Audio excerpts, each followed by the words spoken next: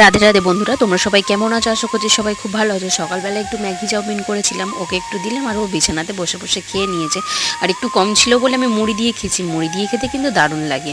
আর যাই হোক, এখানে আজকে অনেক দিন বাদে কিন্তু ঘরের মধ্যে রান্না করা হচ্ছে, মানে ঘরে যে উনুনটা ছিল ওখানেই। চলো আমাকে একটু দেখিয়ে দিলাম তোমাদেরকে।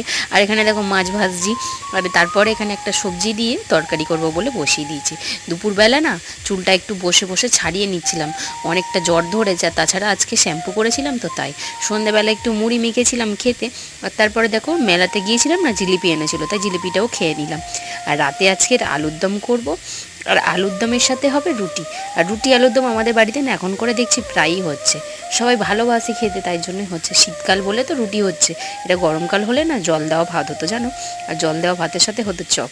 তোমরা কোনটা খেতে বেশি ভালোবাসো বলো তো, অবশ্যই কমেন্টে জানিও। আলুর দম তো রান্না হয়ে গেছে, ঘরে এসে মশারিটা টাঙিয়ে নিয়েছি। আজকের মতো টাটা।